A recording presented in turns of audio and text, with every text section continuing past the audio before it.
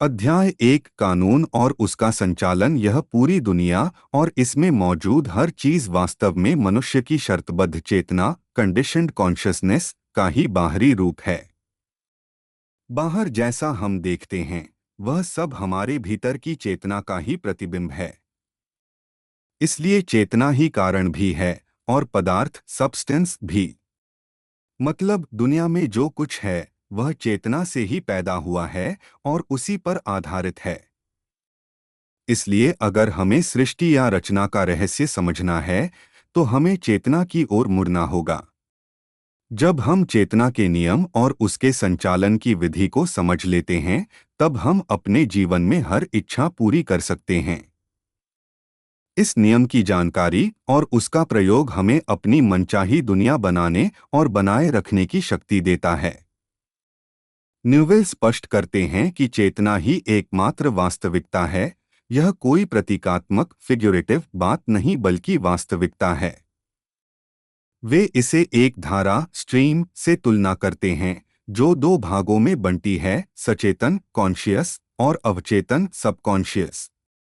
अगर हम इस नियम को बुद्धिमानी से प्रयोग करना चाहते हैं तो हमें इन दोनों के संबंध को समझना जरूरी है। कॉन्शियस माइंड व्यक्तिगत पर्सनल और चयन करने वाला सिलेक्टिव है, जबकि सबकॉन्शियस माइंड गैर व्यक्तिगत इम्पर्सनल और चयन न करने वाला नॉन सिलेक्टिव है। कॉन्शियस परिणामों इफेक्ट का क्षेत्र है और सबकॉन्शियस कारण कॉज का क्षेत्र है। ये दोनों मिलकर चेतना के पुरुष और स्त्री पक्ष की तरह काम करते हैं। कॉन्शियस पुरुष है और सबकॉन्शियस स्त्री। कॉन्शियस विचार आइडियाज पैदा करता है और उन्हें सबकॉन्शियस पर डालता है। सबकॉन्शियस इन विचारों को स्वीकार करता है और उन्हें रूप और अभिव्यक्ति देता है। यही वह क्रम है जिसके द्वारा पूरी सृष्टि अस्तित्व में आती है। पहले विचार बनता है, फिर उसे सबकॉन्शियस पर डाला जाता है और उसके बाद वही विचार बाहर की दुनिया में वस्तु या परिस्थिति बनकर सामने आता है। इसलिए कॉन्शियस मन सबकॉन्शियस पर प्रभाव डालता है और सबकॉन्शियस उसी प्रभाव को बाहरी रूप में प्रकट करता है। सबकॉन्शियस अपने आप विचार नहीं बनाता, वह केवल उन्हीं विचारों को स्वीकार करता है जिन्हें कॉन्शियस सच मान लेता है और फिर अपने अनोखे ढंग से उन विचारों को बाहरी वास्तविकता में बदल देता है। इसी कारण मनुष्य के पास सृजन क्रिएशन पर नियंत्रण है। उसका नियंत्रण उसकी कल्पना इमेजिनेशन, भावना फीलिंग और विचार चुनने की स्वतंत्रता पर निर्भर है। इसलिए सबकॉन्शियस पर नियंत्रण पाने का तरीका यह है कि हम अपने विचारों और भावनाओं को नियंत्रित करें। सरल शब्दों में न्यूविल कह रहे हैं कि हम अपने विचार और भावनाएं जो सबकॉन्शियस पर डालते हैं वही हमारी वास्तविक दुनिया बनकर लौटती हैं। अगर हम भीतर डर, कमी और नकारात्मकता भरते हैं तो बाहर भी वही दिखाई देगा। लेकिन अगर हम भीतर सफलता, खुशी और समृद्धि का अनुभव करके उसे सबकॉन्शियस को देते हैं तो बाहर वैसी ही परिस्थितियां उत्पन्न हो जाएंगी। बहुत अच्छा। अब मैं आपके दिए हुए नेविल गॉडर्ड की फीलिंग इज द सीक्रेट के इस अंश को ठीक उसी शैली में जैसे पहले समझाया है, बिना एक भी वाक्य छोड़े सरल और प्रवाही पैराग्राफ में विस्तार से समझाता हूँ। भावना और अवचेतन पर उसका प्रभाव नेविल यहाँ बताते हैं कि भावना फीलिंग ही एकमात्र माध्यम है जिसके द्वारा विचार आइडियाज अवचेतन सबकॉन्शियस तक पहुँचते हैं। इसका मतलब है कि यदि कोई व्यक्ति अपनी भावनाओं पर नियंत्रण नहीं रखता तो वह अनजाने में अवचेतन पर नकारात्मक या अवांछनीय प्रभाव डाल सकता है। लेकिन यहाँ नियंत्रण का अर्थ दबाना या दमन करना नहीं है, बल्कि अपने आप को इस तरह अनुशासित करना है कि हम केवल वही भावनाएं अनुभव और कल्पना करें जो हमें खुशी और संतोष दें। नेविल जोर देकर कहते हैं कि भावनाओं पर नियंत्रण ही एक पूर्ण और सुखी जीवन की कुंजी है। हमें कभी भी नकारात्मक भावनाओं को अपने भीतर जगह नहीं देनी चाहिए और न ही गलत या बुरे विचारों पर सहानुभूति के साथ ध्यान देना चाहिए। हमें अपने या दूसरों की अपूर्णताओं, इम्परफेक्शंस पर नहीं टिकना चाहिए, क्योंकि ऐसा करने से हम अपने अवचेतन पर उन्हीं सीमाओं की छाप छोड़ देते हैं। यह ठीक वैसा ही है जैसे बाइबल का नियम कहता है, जो तुम अपने लिए नहीं चाहते, वह दूसरों के साथ महसूस मत करो। यही पूरे जीवन का नियम है, बाकी सब उसकी व्याख्या है। हर भावना अवचेतन पर एक छाप छोड़ती है, और जब तक उस भावना को कोई और ज्यादा शक्तिशाली और विपरीत भावना निष्क्रिय नहीं कर देती, वह बाहर की दुनिया में व्यक्त एक्सप्रेस होना ही है। दो भावनाओं में से जो प्रमुख डोमिनेंट होगी वही प्रकट होगी। उदाहरण के लिए, मैं स्वस्थ हूँ, आई एम हेल्थी कहना और महसूस करना, मैं स्वस्थ हो जाऊंगा, आई विल बी हेल्थी, से कहीं अधिक शक्तिशाली है। क्योंकि मैं स्वस्थ हो जाऊंगा यह स्वीकार करता है कि अभी मैं स्वस्थ नहीं हूं, लेकिन मैं स्वस्थ हूं वर्तमान की सत्यता को दर्शाता है। इसी तरह मैं हूं की भावना हमेशा मैं नहीं हूं की भावना पर हावी रहती है। इसलिए यदि हम सच में अपनी इच्छाओं को साकार करना चाहते हैं, तो हमें उन्हें उस अवस्था स्टेट की तरह महसूस करना होगा जैसे वह अभी है, न कि जैसे वह भविष्य में होगी। न्यूविल कहते हैं, अनुभूति सेंसेशन हमेशा प्रकट होने मैनिफेस्टेशन से पहले आती है। यही वह नींव है जिस पर सब कुछ टिका है। इसलिए अपनी भावनाओं और मन स्थितियों मूड्स को संभाल कर रखें, क्योंकि आपके भावनाओं और आपकी बाहरी दुनिया के बीच सीधा और अटूट संबंध है। हमारा शरीर भी एक भावनात्मक फिल्टर की तरह है। हमारे भीतर जो भावनाएं लगातार चलती हैं, शरीर पर उनके साफ निशान दिखाई देते हैं। भावनात्मक असंतुलन इमोशनल डिस्टर्बेंसेस, विशेषकर दबी हुई भावनाएं सप्रेस्ड इमोशंस, सभी बीमारियों की जड़ हैं। जब हम किसी अन्याय या गलत बात के बारे में तीव्रता से महसूस करते हैं लेकिन उसे व्यक्त नहीं करते, तो वही भीतर डिसीज अशांति रोग बनकर शरीर और वातावरण दोनों में बीमारी के रूप में उभरता है। इसी तरह यदि हम निराशा, पछतावा या असफलता की भावनाओं को पकड़कर रखते हैं, तो यह भी रोग और कमजोरी का कारण बनता है। न्यूविल सलाह देते हैं कि हमें हमेशा उसी अवस्था को भावनात्मक रूप से सोचना और महसूस करना चाहिए जिसे हम वास्तविकता में लाना चाहते हैं। जब हम किसी इच्छा की वास्तविकता को पहले से महसूस करते हैं और उसी भावना के अनुसार जीते और कार्य करते हैं, तो यह चमत्कार जैसा परिणाम देता है। क्योंकि हर बदलाव, हर बाहरी रूपांतरण भावना के बदलाव से ही आता है। जब हमारी भावना बदलती है, तो हमारी नियति डेस्टिनी भी बदल जाती है। सारी सृष्टि का काम अवचेतन के क्षेत्र में होता है। इसलिए हमें जो सीखना है वह है अपने विचारों और भावनाओं का अनुशासित नियंत्रण। यही वह परावर्तक रिफ्लेक्टिव नियंत्रण है जिससे हम अपने अवचेतन को सही दिशा में चलाते हैं और वही हमारी जिंदगी की दिशा बदल देता है। न्यूविल यहाँ कहते हैं कि आपकी जिंदगी में जो भी घटनाएं होती हैं, वे न तो किसी संयोग चांस या दुर्घटना एक्सीडेंट की वजह से होती हैं और न ही किसी पहले से तयशुदा भाग्य प्रीडेस्टिन्ड फेट के कारण। असल में आपकी दुनिया की परिस्थितियां आपके अवचेतन सबकॉन्शियस में बनी हुई छापों इम्प्रेशंस से तय होती हैं। अवचेतन मन चुनिंदा सिलेक्टिव नहीं है।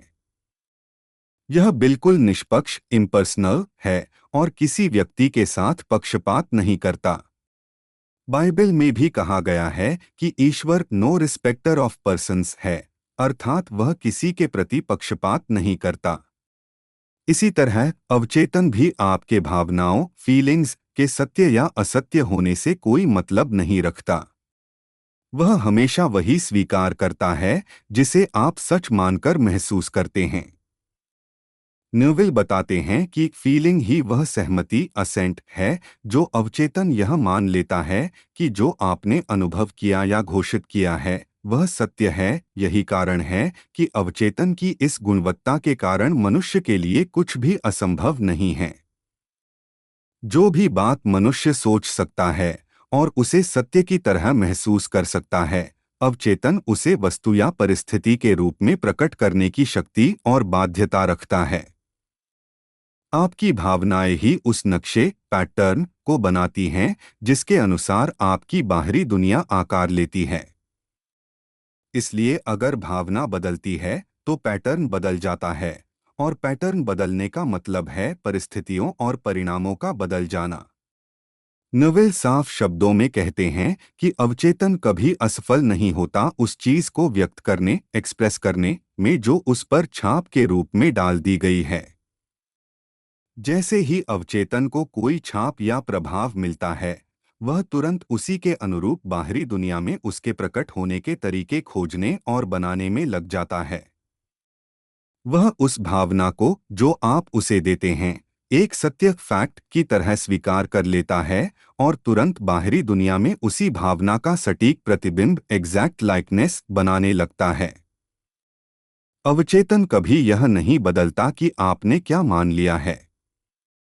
वह आपके विश्वासों और धारणाओं को आखिरी विवरण तक टू द लास्ट डिटेल बाहर की दुनिया में उतार देता है, चाहे वे आपके लिए अच्छे हों या बुरे।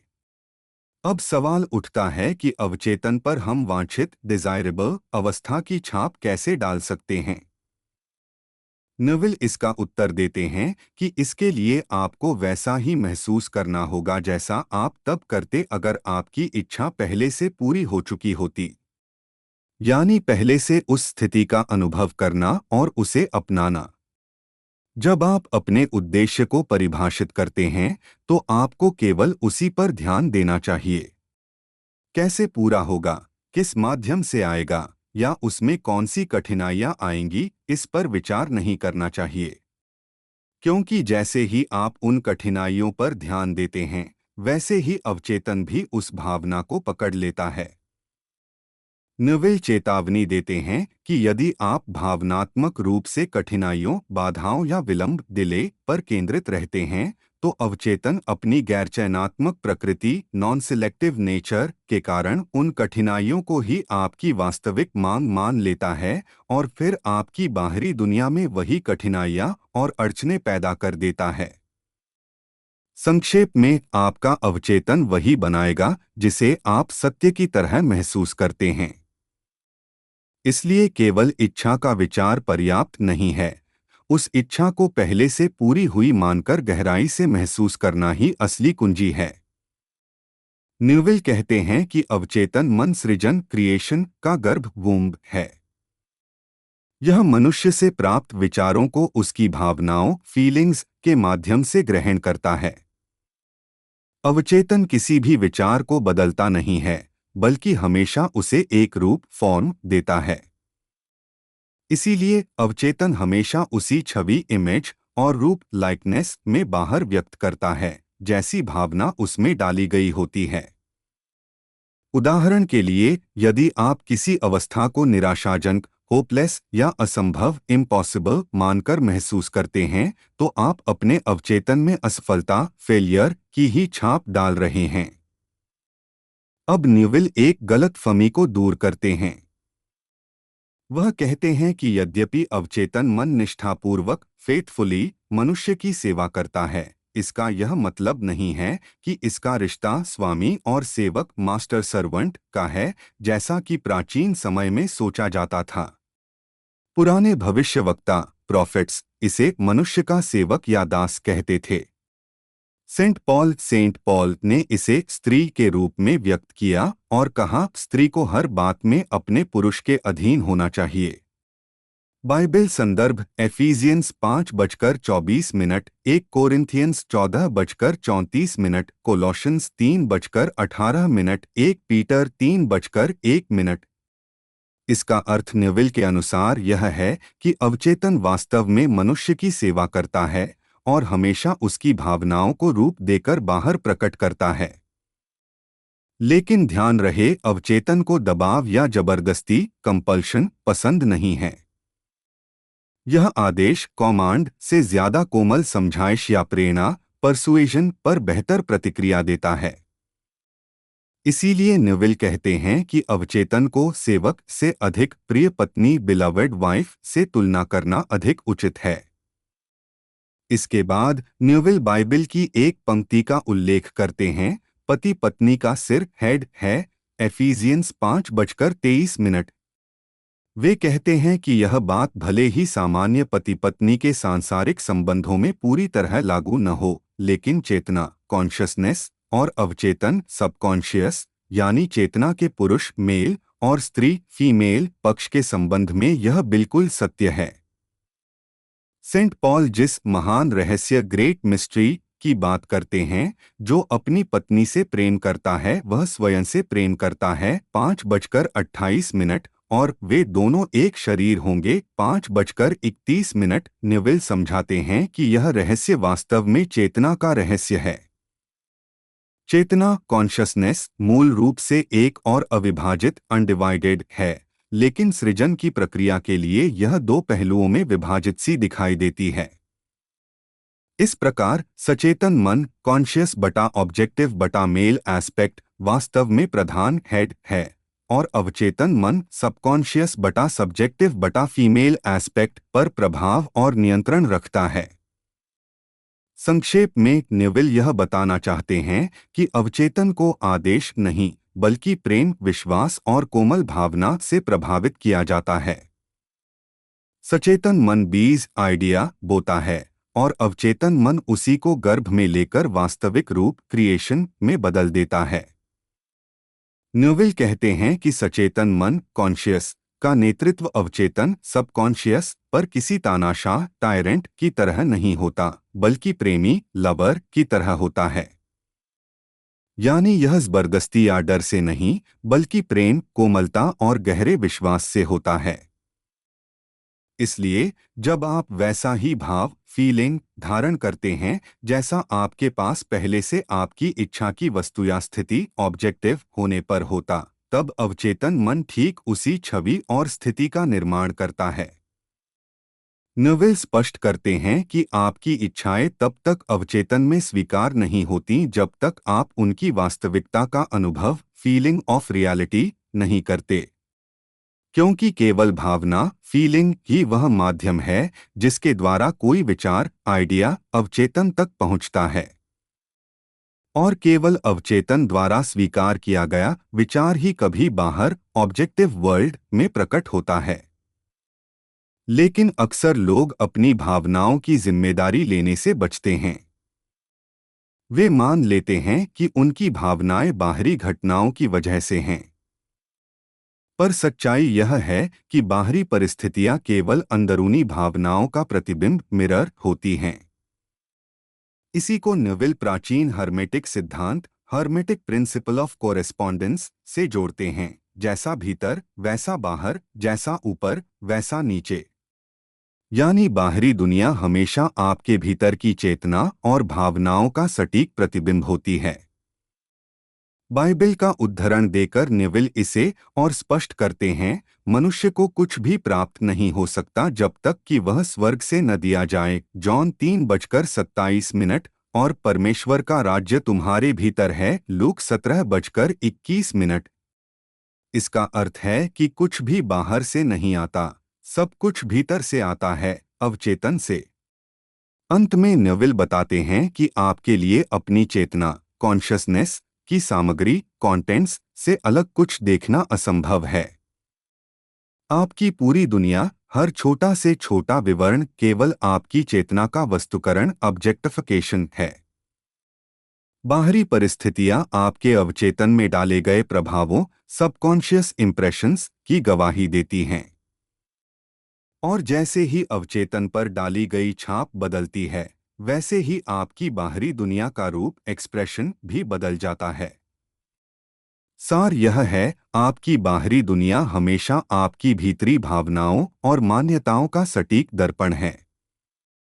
अगर आप वास्तविक बदलाव चाहते हैं तो आपको बाहर नहीं बल्कि अपनी भीतरी भावनाओं और मान्यताओं को बदलना होगा। न्यूविल कहते हैं कि अवचेतन वही सच मानता है जिसे आप भावनाओं फीलिंग्स के रूप में सच महसूस करते हैं। और क्योंकि सृष्टि क्रिएशन अवचेतन पर बने प्रभावों इम्प्रेशंस का परिणाम है, इसलिए आपकी भावनाएं ही यह तय करती हैं कि आपकी वास्तविकता क्या बनेगी। असल में आप पहले से ही वही हैं जो आप होना चाहते हैं, लेकिन आप इस पर विश्वास नहीं करते। यही एकमात्र कारण है कि आप उसे अपनी बाहरी दुनिया में अनुभव नहीं कर पाते। यदि आप बाहर जाकर उस चीज को खोजने लगते हैं जिसे आप भीतर से महसूस नहीं करते कि वह आपकी है, तो यह खोज बेकार है, क्योंकि हम कभी वह नहीं पाते जो हम चाहते हैं, बल्कि केवल वही पाते हैं जो हम हैं। संक्षेप में, आप केवल वही व्यक्त करते हैं और वही अनुभव करते हैं जिसका आपको सचेत रूप से अनुभव कॉन्शियसनेस है। इसीलिए बाइबल कहती है, जिसके पास है उसे और दिया जाएगा। इसका मतलब है, यदि आप भीतर से मानते और महसूस करते हैं कि आपके पास कुछ है, तो बाहरी दुनिया भी उसी का और अधिक रूप आपको देगी। इसलिए इंद्रियों सेंसेस के सबूतों को नकारना और इच्छा पूर्ण होने की भावना फीलिंग ऑफ विश फुलफिल्ड को अपनाना ही आपकी चाहत पूरी होने का मार्ग है।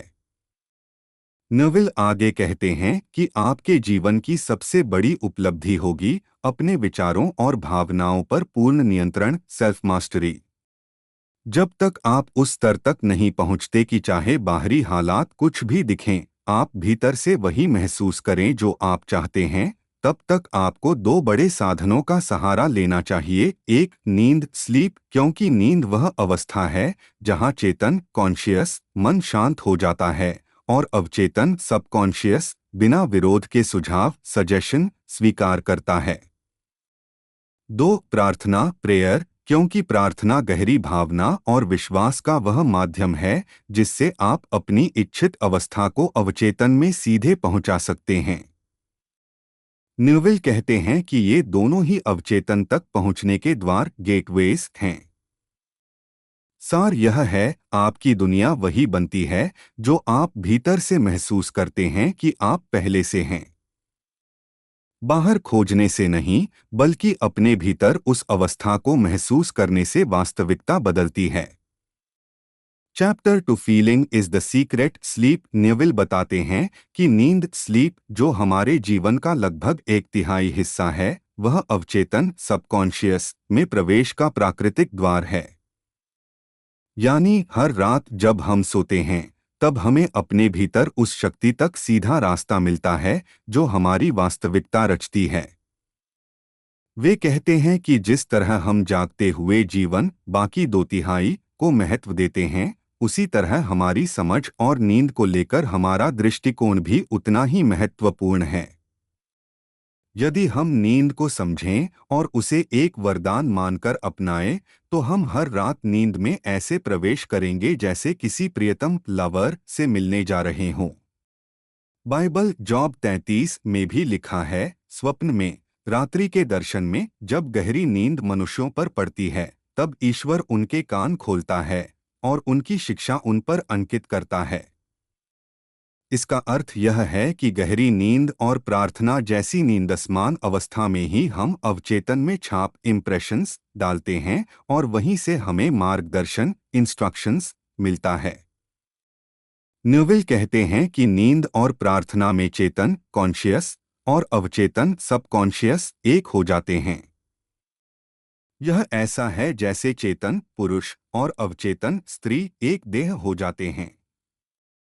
लेकिन यहाँ एक विशेष बात है, जैसे संसार की स्त्री अक्सर विवाह कर पति को बदलना चाहती है, वैसे नहीं, अवचेतन कभी चेतन मन को बदलना नहीं चाहता, बल्कि अवचेतन चेतन मन को जैसा है वैसा ही प्रेम करता है और उसे वैसा ही बाहरी दुनिया में दोहराकर रिप्रोड्यूस करके दिखा देता है।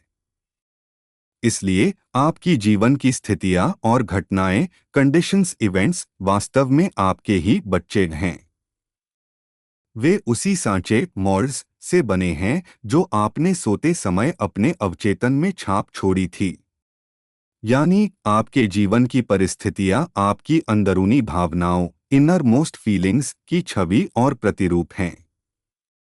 वे केवल इसीलिए हैं ताकि वे आपको आपका अपना सच दिखा सकें। सार यह है, हर रात की नींद आपके जीवन की अगली परिस्थितियों को गढ़ती है। जो भावनाएं और विचार आप नींद से पहले अपने भीतर रखते हैं, वही आपके जीवन के बच्चे बनकर बाहर जन्म लेते हैं। बहुत अच्छा अंश। चलिए अब इसे सरल और स्पष्ट भाषा में बिना कोई वाक्य छोड़े समझते हैं। नेविल कहते हैं, जैसा स्वर्ग में है वैसा ही पृथ्वी पर। यानी जैसा आपके अवचेतन सबकॉन्शियस में है, वैसा ही आपकी जिंदगी में बाहर प्रकट होगा। जो भी आप सोते समय अपनी चेतना कॉन्शसनेस में लेकर जाते हैं, वही आपकी जागृत अवस्था दिन के 2/3 हिस्से में अनुभव और अभिव्यक्ति बनकर आता है। आपको अपना उद्देश्य पाने से केवल एक ही चीज रोक सकती है, यह असफलता कि आप महसूस नहीं कर पाते कि आप पहले से ही वही हैं जो आप होना चाहते हैं, या आपके पास पहले से ही वह है जो आप चाहते हैं। अवचेतन केवल तब आपके इच्छाओं को रूप देता है जब आप उन्हें पूरा हुआ महसूस करते हैं। नींद की बेहोशी अनकॉन्शियसनेस ऑफ स्लीप ही अवचेतन की सामान्य अवस्था है। और क्योंकि हर चीज आपके भीतर से आती है और आपका स्वधारणा सेल्फ कॉन्सेप्ट ही यह तय करता है कि क्या बाहर आएगा, इसलिए सोने से पहले आपको हमेशा विश फुलफिल्ड की भावना को धारण करना चाहिए। न्यूविल कहते हैं कि आप कभी वह नहीं खींचते ड्रॉ जो आप चाहते हैं, बल्कि आप वही खींचते हैं जो आप हैं। और आप वही हैं जो आप अपने बारे में और दूसरों के बारे में सच्चा महसूस करते हैं। इसलिए आपकी इच्छा तभी वास्तविक बन सकती है जब आप उसे होने, पाने या देखने की भावना में बदल दें। यह कैसे किया जाता है? बस यह पूछकर, अगर मेरी इच्छा अभी पूरी हो चुकी होती तो मुझे कैसा महसूस होता? उस उत्तर में आने वाली भावना ही आपकी पूरी चेतना पर छा जानी चाहिए जब आप सोने की तैयारी करते हैं। यानी नींद में जाने से ठीक पहले आपको यह अनुभव होना चाहिए कि आप पहले से ही वही हैं, या आपके पास पहले से ही वही है जो आप चाहते हैं। क्योंकि एक बार जब इंसान सो जाता है, तब उसके पास कोई विकल्प नहीं बचता। उसकी पूरी नींद उसी आखिरी आत्मधारणा कॉन्सेप्ट ऑफ सेल्फ से नियंत्रित होती है जो वह नींद में जाने से पहले लेकर गया था।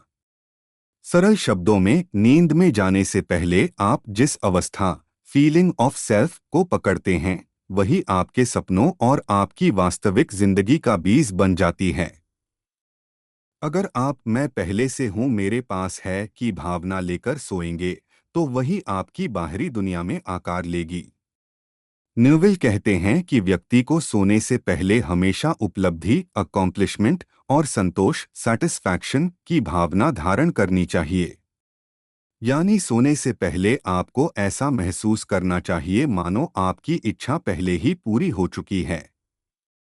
बाइबल के शब्दों में, गाते और धन्यवाद देते हुए मेरे पास आओ, भजन 95:2, उसके द्वारों में धन्यवाद के साथ और उसकी आंगनों में स्तुति के साथ प्रवेश करो, भजन 104। मतलब सोने से पहले आपका मूड और भावना यह तय करते हैं कि आप किस अवस्था में अवचेतन सबकॉन्शियस के सामने प्रवेश करेंगे। नेविल कहते हैं, अवचेतन आपको ठीक उसी तरह देखता है जैसा आप स्वयं को महसूस करते हैं। यदि आप सोने से पहले मैं सफल हूं, आई एम सक्सेसफुल की भावना धारण करते हैं और उसी में स्थिर रहते हैं, तो आपको सफल होना ही पड़ेगा। वे तकनीकी रूप से बताते हैं, सोते समय अपनी पीठ के बल लेटें, सिर और शरीर को एक ही स्तर पर रखें और महसूस करें मानो आप पहले से ही अपने लक्ष्य या इच्छा के स्वामी हैं। धीरे धीरे आराम से नींद अचेतनता में प्रवेश कर जाए। फिर वे बाइबिल का हवाला देते हैं, इस्राएल का रक्षक न तो ऊँघेगा न सोएगा, भजन 121:4। लेकिन साथ ही यह भी लिखा है, वह अपने परिजनों को नींद देता है, भजन 127:2। यानी अवचेतन कभी नहीं सोता। नींद तो केवल वह दरवाजा है जिसके जरिए जागृत मन कॉन्शियस अवचेतन के साथ रचनात्मक रूप से जुड़ता है। न्यूविल कहते हैं, नींद वह पर्दा है जो रचनात्मक क्रिया क्रिएटिव एक्ट को छिपा लेता है, जबकि बाहरी दुनिया वही चीज प्रकट करती है जो नींद के दौरान बोई गई थी। यानी जब हम सोते हैं तो हम अपने बारे में जो धारणा रखते हैं, कॉन्सेप्शन ऑफ सेल्फ, वही अवचेतन पर अंकित हो जाती है। इस प्रेम संबंध रोमांस की तुलना वे सुलेमान के गीत सॉन्ग ऑफ सालमन से करते हैं। रात को अपने बिस्तर पर मैंने उसे खोजा जिसे मेरी आत्मा प्यार करती है। मैंने उसे पाया जिसे मेरी आत्मा प्यार करती है। मैंने उसे थाम लिया और छोड़ा नहीं, जब तक कि मैं उसे अपनी माता के घर और अपनी जन्मदात्री के कक्ष में न ले आई। अध्याय 3:1-4। यह खूबसूरत प्रतीक यह दर्शाता है कि नींद में चेतन और अवचेतन का मिलन एक गहरा प्रेम संबंध जैसा है। चेतन मन अपनी इच्छा पूर्ण हुई वाली भावना लेकर अवचेतन से मिलता है और अवचेतन उसी को फेथफुली जीवन में मूर्त रूप देता है। संक्षेप में, सोने से पहले मैं पहले से ही वह हूँ मेरे पास है की भावना पकड़े। नींद ही वह पवित्र मिलन है जहाँ चेतन पुरुष और अवचेतन स्त्री एक हो जाते हैं, और यही मिलन आपके जीवन की वास्तविकता को जन्म देता है। लेखक न्यूविल कहते हैं कि जब आप सोने की तैयारी करते हैं तो अपने आप को ऐसे महसूस करें जैसे आपकी इच्छा पहले ही पूरी हो चुकी है। फिर उस भावना को पकड़कर आराम से नींद में चले जाएं। आपकी पूरी हुई इच्छा ही वह प्रियजन ही whom you seek है जिसे आप खोज रहे हैं। रात में अपने बिस्तर पर लेटकर आप उसी पूर्ण हुई इच्छा की भावना को खोजते हैं ताकि उसे अपने साथ उस कक्ष चेतन का गर्भगृह अवचेतन में ले जा सकें जहां से आपको जीवन का रूप मिला था। अब वही अवचेतन आपके इस नए बीज आपकी इच्छा को भी आकार देगा और उसे जीवन में अभिव्यक्त करेगा। यही तरीका है कि आप अपनी इच्छाओं को अवचेतन में कैसे पहुंचाएं। महसूस कीजिए कि आपकी इच्छा पहले ही पूरी हो चुकी है और फिर शांति से नींद में उतर जाइए। न्यूविल कहते हैं, हर रात आपको यह भावना पकड़नी चाहिए कि आप पहले से ही वह हैं, आपके पास पहले से ही वह है और आप पहले से ही उसे घटित होते देख रहे हैं। कभी भी निराशा या असंतोष की भावना लेकर मत सोइए। कभी भी असफलता की चेतना में सोना मत, क्योंकि अवचेतन सबकॉन्शियस की प्राकृतिक अवस्था तो नींद ही है, और वह आपको वैसे ही देखता है जैसा आप स्वयं को मानते और महसूस करते हैं। चाहे वह अच्छा हो, बुरा हो या साधारण, अवचेतन आपके विश्वास को फेथफुली रूप देता है और उसे बाहरी जीवन में प्रकट करता है। आपकी भावना ही आपकी छाप इम्प्रेशन है, और अवचेतन, जिसे यहाँ संपूर्ण प्रेमिका कहा गया है, इन छापों को लेती है और उन्हें आकार देती है जैसे कोई प्रेमिका अपने प्रिय के बच्चों को जन्म देती है। यानी आपकी हर प्रबल भावना आपके जीवन की संतान बनकर सामने आती है। फिर सॉन्ग ऑफ सालमन से उद्धरण आता है, तू पूरी तरह सुंदर है मेरे प्रेम, तुझमें कोई दोष नहीं। 4:07। यह वही दृष्टिकोण है जिसे सोने से पहले अपनाना चाहिए। न्यूविल समझाते हैं कि बाहरी हालातों अपीयरेंसेस को अनदेखा कीजिए और महसूस कीजिए कि सब कुछ वैसा ही है जैसा आप चाहते हैं। जैसा कि रोमन्स 4:17 में लिखा है, वह उन चीजों को बुलाता है जो दिखाई नहीं देती, मानो वे पहले से हों, और अदृश्य चीजें दृश्य हो जाती हैं। इसका अर्थ यह है कि संतोष की भावना धारण करना उन परिस्थितियों को बुलाना है जो संतोष का दर्पण मिरर बनकर जीवन में प्रकट होंगी। संक्षेप में, सोने से पहले अपनी इच्छा पूरी हुई मानकर उसी भावना में सोना है। अवचेतन आपको वैसा ही बना देता है जैसा आप उसे महसूस कराते हैं, चाहे परिस्थितियां बाहर कैसी भी हों। लेकिन यदि आप मैं पहले से ही संतुष्ट हूं, मैं पहले से ही सफल हूं की भावना धारण करते हैं, तो वही आपकी बाहरी वास्तविकता बन जाती है। लेखक कहते हैं, संकेत साइंस हमेशा पीछे आते हैं, आगे नहीं। अर्थात पहले आपको चेतना कॉन्शसनेस को पकड़ना होगा, मैं हूं, मेरे पास है, और फिर उसका प्रमाण प्रूफ जीवन में दिखाई देगा। पहले प्रमाण नहीं आता, पहले विश्वास आता है। आप एक शाश्वत स्वप्नद्रष्टा एटर्नल ड्रीमर हैं, और आपके सारे सपने अस्थायी नॉन एटर्नल हैं। ये सपने तभी रूप लेते हैं जब आप उनकी वास्तविकता को महसूस करते हैं। इसलिए खुद को अतीत पास्ट तक सीमित मत कीजिए। चूंकि चेतना कॉन्शसनेस के लिए कुछ भी असंभव नहीं है, इसलिए ऐसे राज्यों स्टेट्स की कल्पना करना शुरू कीजिए जो आपके पुराने अनुभवों से परे हों। जो भी मनुष्य का मन कल्पना कर सकता है, उसे मनुष्य साकार भी कर सकता है।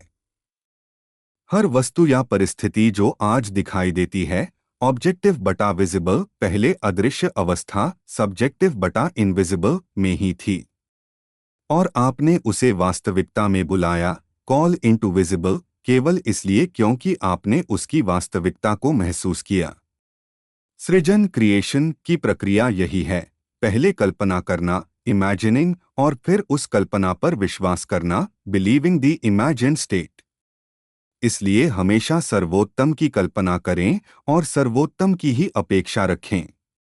दुनिया तब तक नहीं बदल सकती जब तक आप अपनी उसकी धारणा कॉन्सेप्शन नहीं बदलते। जैसा भीतर वैसा बाहर। राष्ट्र नेशंस भी और व्यक्ति पीपल भी केवल वही हैं जैसा आप उन्हें मानते और महसूस करते हैं। इसलिए समस्या चाहे कहीं भी हो, कैसी भी हो, और किसी से भी संबंधित हो, आपको किसी और को बदलने की जरूरत नहीं है। आपके पास न कोई शत्रु अपोनेंट है, न कोई सहायक हेल्पर, आपके पास केवल खुद को बदलने की जिम्मेदारी है। आपको केवल एक ही काम करना है, अपने आप को यह विश्वास दिलाना कि आपकी इच्छा पहले से ही पूरी हो चुकी है। जैसे ही आप खुद को उस वास्तविकता का आश्वासन दे देते हैं, तो जीवन में परिणाम स्वतः प्रकट हो जाते हैं और आपके विश्वास की पुष्टि करते हैं। ध्यान रहे, आप कभी भी किसी और को जाकर यह सुझाव सजेशन नहीं देते कि वह ऐसा बने, बल्कि आप खुद को इस विश्वास में स्थापित करते हैं कि वह व्यक्ति पहले से ही वैसा है जैसा आप देखना चाहते हैं। इच्छा विश की पूर्ति का एक ही मार्ग है, उसकी पूर्ति की भावना को धारण करना। आप असफल नहीं हो सकते सिवाय इसके कि आप खुद को अपनी इच्छा की वास्तविकता के प्रति आश्वस्त करने में असफल रहें। अंतिम बिंदु यह है कि विश्वास बिलीफ का हर परिवर्तन अभिव्यक्ति एक्सप्रेशन के परिवर्तन से सिद्ध होता है। जैसे ही आपका विश्वास बदलता है, वैसे ही आपका जीवन का रूप भी बदल जाता है। सरल शब्दों में संकेत और प्रमाण बाद में आते हैं, पहले भीतर का विश्वास और भावना बदलनी होगी। अतीत से बंधना बंद कीजिए, नए अनुभवों की कल्पना कीजिए। किसी और को बदलने की बजाय खुद को बदलिए। आपकी इच्छा तभी पूरी होगी जब आप पहले से महसूस करेंगे कि वह पूरी हो चुकी है। बहुत बढ़िया अंश है। अब मैं इसे बिना एक भी वाक्य छोड़े सरल और स्पष्ट हिंदी में समझाता हूँ। लेखक कहते हैं कि हर रात जब आप नींद में जाते हैं, तब आपको संतुष्ट सैटिस्फाइड और निष्कलंक स्पॉटलेस महसूस करना चाहिए, क्योंकि आपकी भीतरी आत्मा सबकॉन्शियस लवर हमेशा वही बाहरी दुनिया गढ़ती है जो आप भीतर उसकी छवि कॉन्सेप्शन बनाते हैं, और यह छवि आपके भावना फीलिंग से परिभाषित होती है। दिन का बाकी 2/3 जागृत जीवन हमेशा आपकी अवचेतन छापों सबकॉन्शियस इंप्रेशंस की गवाही देता है। दिन में होने वाली गतिविधियां और घटनाएं केवल परिणाम इफेक्ट्स हैं, कारण कॉजेस नहीं।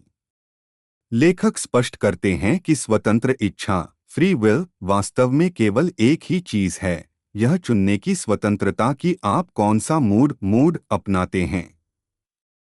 जैसा कि बाइबल में कहा गया है, चूज ये दिस डे होम ये शैल सर्व, यानी आज ही चुनो कि किसकी सेवा करोगे। आपके पास मूड चुनने की आज़ादी है, लेकिन उस मूड की अभिव्यक्ति एक्सप्रेशन हमेशा अवचेतन मन सबकॉन्शियस का काम है। अवचेतन मन केवल आपकी भावनाओं फीलिंग्स के जरिए छापें ग्रहण करता है और फिर अपने ढंग से उन भावनाओं को रूप और अभिव्यक्ति देता है। इसलिए मनुष्य की हर क्रिया एक्शंस उसके अवचेतन की छापों से ही तय होती है। हमें जो स्वतंत्रता महसूस होती है वह वास्तव में एक भ्रम इल्यूजन है। हम सोचते हैं कि हम स्वतंत्र हैं, पर वास्तविकता यह है कि हम केवल अपनी पुरानी छापों और विश्वासों को व्यक्त कर रहे होते हैं। हमें ऐसा लगता है कि हम स्वतंत्र हैं क्योंकि हम उस कड़ी लिंक को भूल जाते हैं जो हमारे भीतर की छाप और बाहर की घटना को जोड़ती है। लेखक कहते हैं, मनुष्य जब जागृत अवेक होता है तो वह बाध्य अंडर कंपल्शन होता है अपने अवचेतन छापों को व्यक्त करने के लिए। यदि अतीत में उसने अपने भीतर अनुचित या नकारात्मक छापें डाली हैं, तो अब उसे तुरंत अपने विचार और भावनाएं बदलनी चाहिए, क्योंकि केवल तभी उसकी दुनिया बदलेगी। पछतावे रिग्रेट में समय न गवाइए, क्योंकि अतीत की गलतियों पर भावनात्मक रूप से सोचना खुद को फिर से उन्हीं नकारात्मक छापों से भरना है। जैसा कि कहा गया है, लेट द डेड बरी द डेड, यानी बीती बातों को बीता ही रहने दो। इसके बजाय बाहरी दिखावे अपीयरेंसेस से ध्यान हटाकर उस भावना को धारण करो जो तुम्हारी होगी अगर तुम पहले से वही बन चुके हो जो तुम बनना चाहते हो। भावना किसी अवस्था स्टेट को उत्पन्न करती है। इसलिए दुनिया के मंच वर्ल्ड्स स्टेज पर आपका किरदार पार्ट पूरी तरह आपके अपने आत्मधारणा सेल्फ कॉन्सेप्शन से तय होता है। जब आप रात को सोने से पहले अपनी इच्छा पूरी होने की भावना विश फुलफिल्ड फीलिंग को महसूस करते हैं और शांति से नींद में जाते हैं, तो आप अपने आप को कल की दुनिया में मुख्य भूमिका स्टार रोल के लिए डालते हैं। और नींद में आपका अवचेतन आपको उसी भूमिका के लिए तैयार करता है और आपके हिस्से का अभ्यास रिहर्सल करवाता है। सरल शब्दों में, नींद से पहले अपनी मनचाही स्थिति को पूरा हुआ महसूस करना ही असली कुंजी है। अवचेतन वही बाहर गढ़ता है जो आप भीतर महसूस करते हैं। पछतावे या अतीत में अटकने से बचें, नया भाव नया भविष्य बनाता है।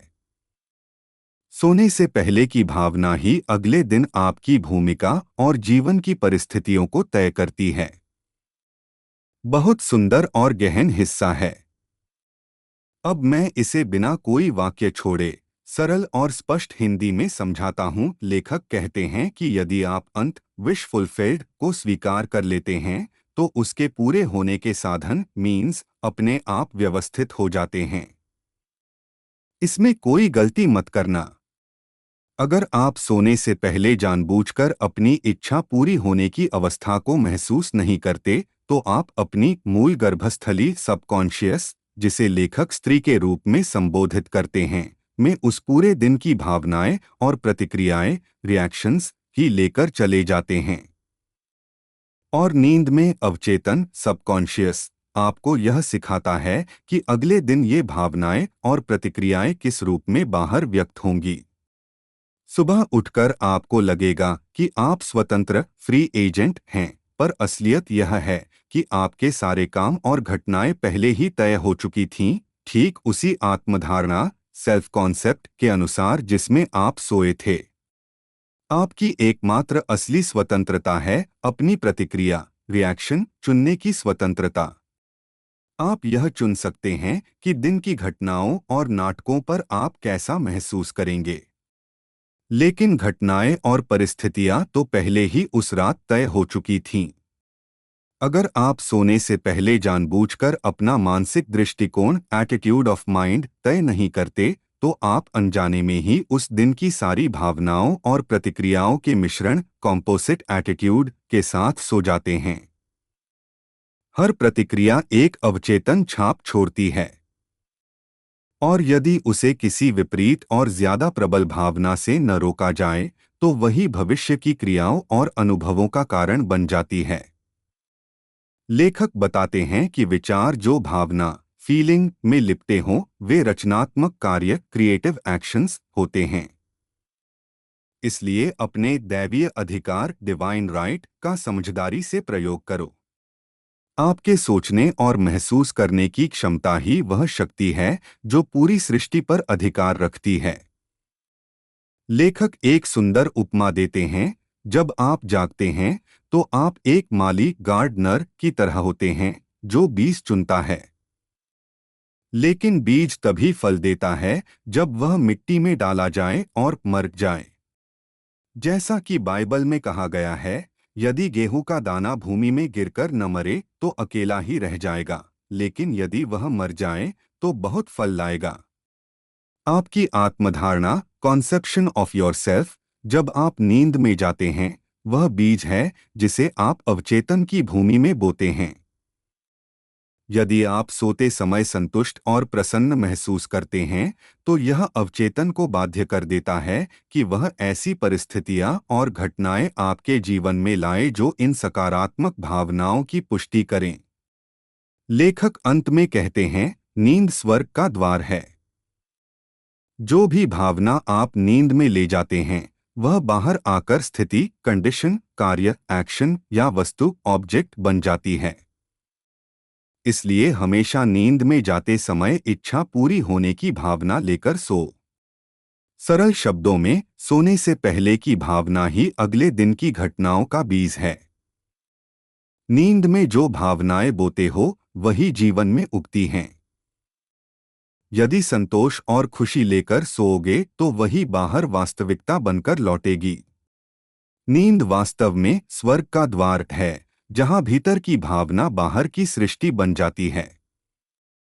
चैप्टर 3 प्रेयर बहुत अच्छा।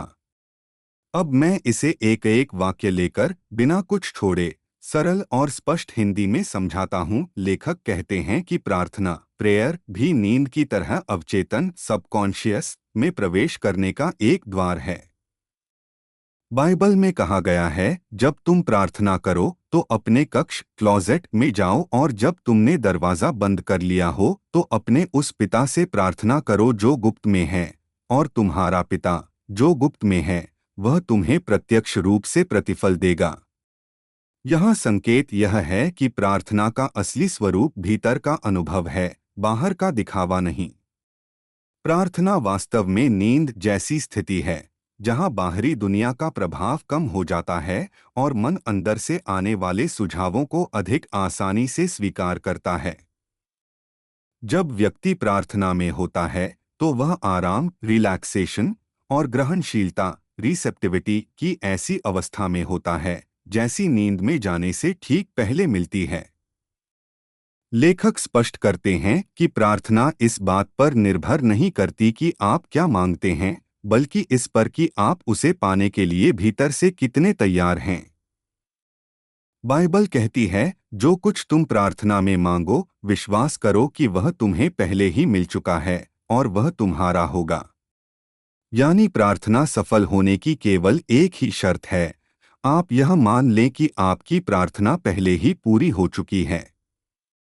यदि आप उस अनुभूति फीलिंग को महसूस कर लेते हैं जो आपकी इच्छा पूरी होने पर होती, तो अवचेतन तुरंत उसके पूरे होने के साधन मीन्स ढूंढ लेता है। इसलिए सफल प्रार्थना वही है जब आप अपनी इच्छा को संपन्न तथ्य अकॉम्प्लिश्ड फैक्ट की तरह महसूस करते हैं। दूसरे शब्दों में, प्रार्थना का अर्थ है इच्छा पूरी हो गई है कि भावना में समर्पित हो जाना। लेखक कहते हैं कि संपूर्ण अनुशासित व्यक्ति परफेक्टली डिसिप्लिन्ड मैन हमेशा इसी तरह जीता है। वह जानता है कि चेतना ही एकमात्र वास्तविकता है और कि विचार और भावनाएं, आइडियाज एंड फीलिंग्स भी उतने ही वास्तविक हैं जितनी भौतिक वस्तुएं। इसलिए वह कभी कोई ऐसी भावना नहीं पालता जो उसकी खुशी में बाधक हो, क्योंकि वही भावनाएं आगे जाकर उसके जीवन की परिस्थितियां और कर्म बनाती हैं। लेकिन अनुशासनहीन व्यक्ति, अनडिसिप्लिन मैन, को यह विश्वास करना कठिन लगता है जो उसकी इंद्रियां, सेंसेस, नकारती हैं। वह ज्यादातर केवल उन्हीं बातों को सच मानता है जो उसे आंखों से दिखती हैं या अनुभव होती हैं। इसी कारण प्रार्थना शुरू करने से पहले इंद्रियों, अपीयरेंसेस, को बंद करना जरूरी है। क्योंकि अगर आप लगातार यह सोचते रहते हैं, मुझे चाहिए तो पर हो नहीं सकता, तो जितना ज्यादा आप कोशिश करेंगे उतना ही कठिन लगेगा। नेविल यहाँ एक गहरा नियम बताते हैं, आप कभी वह आकर्षित नहीं करते जो आप चाहते हैं, आप केवल वही आकर्षित करते हैं जो आप स्वयं को मानते हैं, कॉन्शियस ऑफ बीइंग। सरल शब्दों में प्रार्थना का अर्थ है इच्छा पहले से पूरी हो चुकी है, ऐसा महसूस करना। इच्छा को पाने के बजाय स्वयं को पहले से उसका धारक मानना ही सच्ची प्रार्थना है। इंद्रियों की दुनिया को बंद करो और केवल उस भावना पर ध्यान दो जिसे आप पूरा हुआ मानना चाहते हो। अनुशासित व्यक्ति अपनी भावनाओं का स्वामी होता है और केवल वही महसूस करता है जो उसकी भलाई लाए। क्या आप चाहेंगे कि मैं अब इस अध्याय का अगला भाग, प्रेयर को प्रैक्टिकली कैसे करना है, यानी तरीका और अभ्यास, भी इसी विस्तार से समझाऊं? बहुत अच्छा। अब मैं इस पूरे अंश को बिना कोई वाक्य छोड़े उसी शैली में सरल और विस्तार से समझाता हूँ। लेखक कहते हैं कि प्रार्थना, प्रेयर, वास्तव में एक कला है। वह कला है अपने आप को उस अवस्था में महसूस करने की जिसमें आप पहले से ही वही हैं या आपके पास वही है जिसकी आप कामना करते हैं। यानी प्रार्थना किसी बाहरी शक्ति से मांगना नहीं है, बल्कि अपने भीतर की अवस्था बदलना है। जब इंद्रियां, सेंसेस, हमें यह दिखाती हैं कि हमारी इच्छा पूरी नहीं हुई है, तो उस कमी को दबाने या उसका विरोध करने का कोई भी जबरदस्ती प्रयास व्यर्थ है। बल्कि ऐसा करने से कमी का विचार और गहरा असर छोड़ता है। यहाँ लेखक बताते हैं कि प्रार्थना इच्छा को जबरदस्ती हासिल करने की कोशिश नहीं है, बल्कि इच्छा के साथ समर्पण, यील्डिंग है। जब भी आपकी भावना, फीलिंग, आपकी इच्छा से टकराती है, तो हमेशा भावना ही जीतती है। इसलिए लेखक कहते हैं, प्रार्थना बिना किसी प्रयास के होनी चाहिए। क्योंकि जब आप अपने मन को उस अवस्था में बनाए रखना चाहते हैं जिसे इंद्रियां झूठा बताती हैं, तो अगर आप उसमें जबरदस्ती करते हैं तो वह घातक सिद्ध होता है। तो इच्छा को पूरा हुआ मानकर सफलतापूर्वक समर्पित होने के लिए आपको अपने भीतर एक निष्क्रिय, पैसिव अवस्था बनानी होगी। यह एक प्रकार की स्वप्निल स्थिति, रेवरी या ध्यान जैसा अनुभव है जो नींद से पहले की अवस्था से मिलता जुलता होता है। इस अवस्था में आपका मन बाहरी दुनिया से हट जाता है और भीतर की वास्तविकता को आसानी से महसूस करता है। यह वह स्थिति है जिसमें आप जागरूक रहते हैं, आंखें खोल भी सकते हैं या हिल सकते हैं, लेकिन ऐसा करने की इच्छा नहीं होती। इस अवस्था को बनाने का आसान तरीका है आरामदायक कुर्सी पर या बिस्तर पर लेट जाना। अगर बिस्तर पर लेटें तो पीठ के बल सीधा लेटें, सिर और शरीर एक स्तर पर हो, फिर आंखें बंद कर लें और अपने आप से महसूस करें, मैं नींद में जा रहा हूँ, बहुत नींद आ रही है, बहुत ही गहरी नींद। थोड़ी ही देर में आपको एक दूरस्थ, फार अवे सा एहसास होगा। सारे शरीर में एक आराम और सुस्ती, लासिट्यूड छा जाएगी और किसी भी तरह हिलने डुलने की इच्छा नहीं होगी। इस स्थिति में आप सुखद, आरामदायक महसूस करेंगे, भले ही सामान्य परिस्थितियों में यह स्थिति आपको उतनी आरामदेह न लगती। जब यह निष्क्रिय अवस्था प्राप्त हो जाए, तो कल्पना करना शुरू कीजिए कि आपकी इच्छा पूरी हो चुकी है। कैसे पूरी हुई, यह मत सोचिए, बस पूरा होने की अवस्था को ही अनुभव कीजिए। अपनी इच्छा को चित्रात्मक रूप पिक्चर फॉर्म में देखिए। जैसे आप जीवन में जो पाना चाहते हैं उसे मानसिक स्क्रीन पर चित्र की तरह देखिए और फिर महसूस कीजिए कि आप पहले से ही उसे पा चुके हैं। लेखक बताते हैं कि विचार थॉट्स सूक्ष्म स्तर पर छोटे छोटे भाषण आंदोलनों टाइनी स्पीच मूवमेंट्स को जन्म देते हैं और प्रार्थना की इस गहरी निष्क्रिय अवस्था में कभी कभी यह ऐसे सुनाई देते हैं जैसे बाहर से कोई घोषणा प्रोनाउंसमेंट आ रही हो। लेकिन वे यह भी कहते हैं कि इतनी गहरी निष्क्रियता जरूरी नहीं है। सिर्फ एक शांत निष्क्रिय अवस्था और इच्छा पूरी होने की भावना पर्याप्त है। लेखक आगे कहते हैं, जो कुछ भी आप कभी चाह सकते हैं वह सब पहले से ही आपका है। आपको इसे देने के लिए किसी बाहरी मददगार की जरूरत नहीं है। यह सब अभी इसी क्षण आपका है। आपको बस अपनी इच्छाओं को अस्तित्व में बुलाना है। कैसे? कल्पना और इच्छा पूरी होने की अनुभूति से। जब आप अंत एंड को स्वीकार कर लेते हैं, यानी परिणाम पहले से ही प्राप्त है, तो आप पूरी तरह से संभावित असफलता के विचार से मुक्त हो जाते हैं। क्योंकि अंत का स्वीकार अपने आप साधन मीन्स को खींच लाता है। प्रार्थना से बाहर आने पर यह वैसा ही होता है जैसे आपने किसी नाटक प्ले का सुखद और सफल अंत देख लिया हो, भले ही आपको यह न दिखाया गया हो कि उस अंत तक पहुंचने के लिए बीच बीच में क्या घटनाएं हुईं। लेकिन चूंकि आपने अंत देख लिया है, तो चाहे बीच में कैसी भी घटनाएं घटे, आप शांत और निश्चिंत रहते हैं, क्योंकि आप जानते हैं कि अंत पहले से ही पूर्ण और तयशुदा है। सार में प्रार्थना का मतलब इच्छा को जबरन लाना नहीं, बल्कि इच्छा पूरी हो चुकी है ऐसा महसूस करना है। नींद जैसी निष्क्रिय अवस्था बनाइए और उसमें चित्र और अनुभूति से इच्छा को पूरा हुआ मानिए। अंत को स्वीकार कर लेने पर बीच के साधन अपने आप आ जाते हैं। तब चाहे जीवन में जो घटनाएं हों, आप शांत और सुरक्षित रहते हैं, क्योंकि अंत पहले से तय है। चैप्टर 4 स्पिरिट फीलिंग बहुत अच्छा।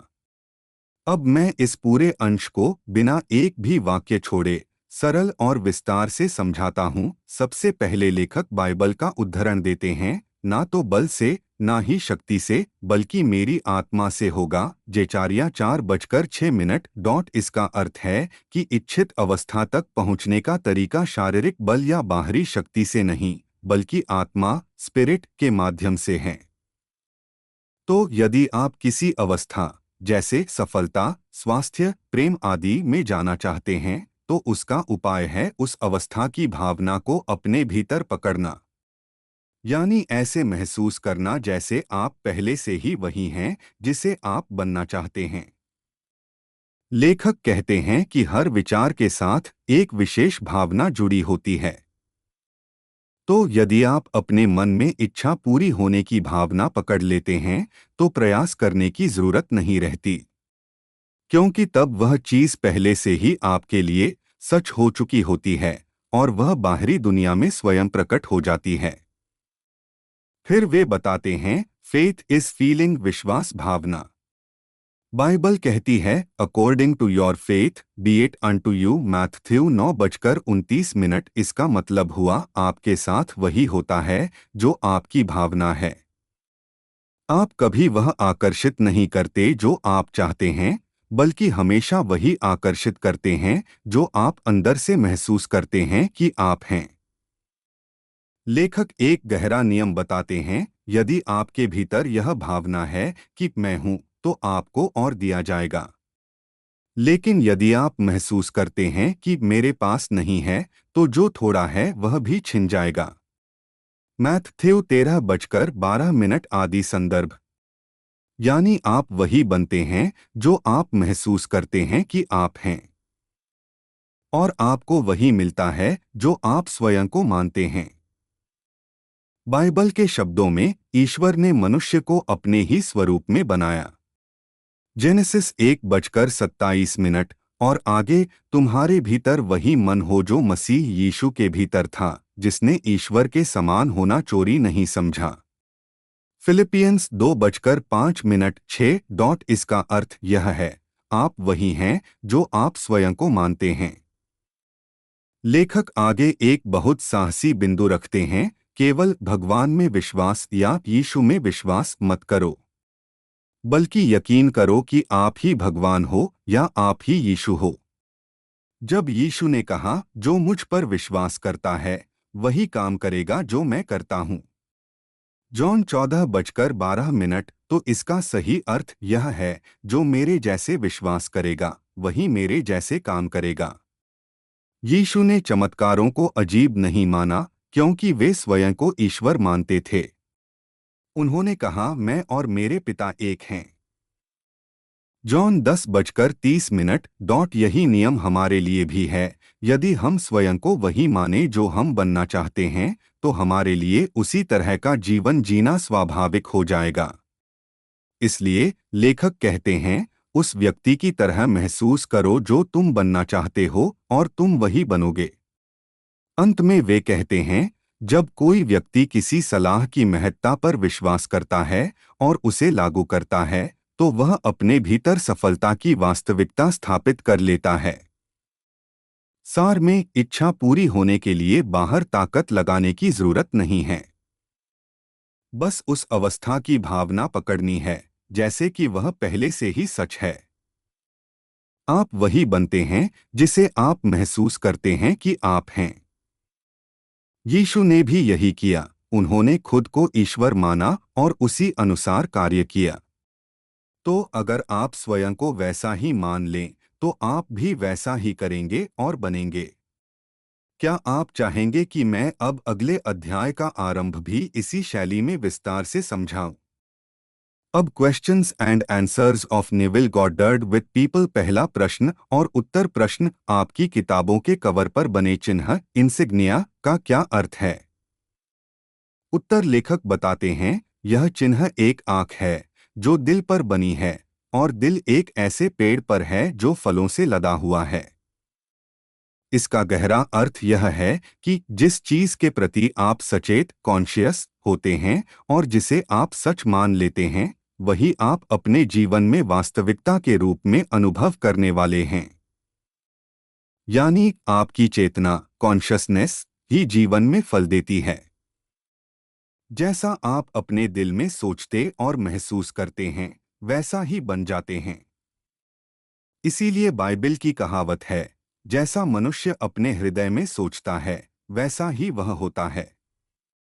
छठा प्रश्न और उत्तर प्रश्न, मुझे कल्पनात्मक क्रिया इमेजिनल एक्ट कितनी बार करनी चाहिए, कुछ दिनों तक या कई हफ्तों तक?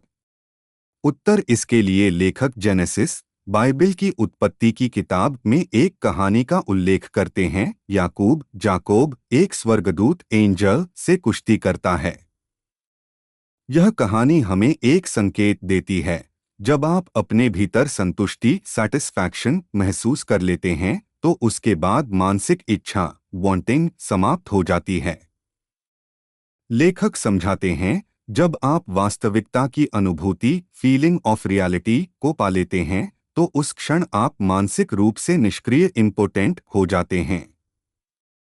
मतलब तब आपके अंदर बार बार प्रार्थना करने या कल्पनात्मक क्रिया दोहराने की कोई इच्छा नहीं रहती, क्योंकि इच्छा वही रखता है जिसे लगता है कि अभी नहीं मिला। लेकिन जब आप मान लेते हैं कि मैं वही हूं जो मैं चाहता था बनना, तो अब इच्छा समाप्त हो जाती है, क्योंकि अब आप पा चुके हैं। लेखक आगे कहते हैं, आप बार बार वही नहीं चाह सकते जो आपके पास पहले से है। जब आप अपनी कल्पनात्मक क्रिया इमेजिनल एक्ट को इतने गहरे भाव एक्सटैसी के साथ करते हैं कि आपको लगता है कि यह पहले से पूरा हो चुका है, तो उस चीज की इच्छा खत्म हो जाती है। आपकी कल्पना उस समय रचनात्मक क्रिया क्रिएटिव एक्ट बन जाती है। यह ठीक वैसा ही है जैसे शारीरिक सृजन फिजिकल क्रिएशन के बाद थकान और शांति आती है। वहां भी मनुष्य एक क्षण रुकता है, शांत होता है और आशीष पाता है। इसी तरह आपकी कल्पना भी अपने आप को उसी रूप लाइकनेस में बदल देती है जिस रूप को आपने अपने अंदर महसूस किया है। लेकिन अगर ऐसा नहीं हुआ, यदि आपको अभी तक संतोष या पूरा होने की अनुभूति नहीं मिली, तो लेखक सलाह देते हैं कि तब उस क्रिया को बार बार दोहराइए, तब तक जब तक आपको ऐसा महसूस न हो जाए कि आपने उसे छू लिया है और आपके भीतर से शक्ति वर्चू बाहर निकल गई है। यानी तब तक अभ्यास करो जब तक दिल से यह न लगे कि हाँ, यह अब मेरा है। सारांश किताब का चिन्ह यह बताता है कि जो आप दिल से मानते हैं वही जीवन में फलित होता है। कल्पनात्मक क्रिया इमेजिनल एक्ट बार बार करने की जरूरत नहीं, बस तब तक करनी है जब तक भीतर पूरा हो जाने का एहसास न आ जाए। जब संतोष आ गया तब उसे छोड़ दीजिए, क्योंकि अब कल्पना वास्तविकता का रूप ले चुकी है। बहुत अच्छा प्रश्न है। अब मैं दोनों प्रश्नोत्तर को विस्तार से बिना एक भी वाक्य छोड़े पैराग्राफ शैली में समझाता हूँ। पहला प्रश्न और उत्तर प्रश्न। जब आप अपनी इच्छा को मान लेते हैं, अस्यूम करते हैं, तो क्या आपको हमेशा यह ध्यान रखना चाहिए कि कोई महान शक्ति आपको सुरक्षा दे रही है और आपकी इच्छा पूरी कर रही है? उत्तर लेखक न्यूविल कहते हैं कि अंत को स्वीकार करना ही साधन को जन्म देता है।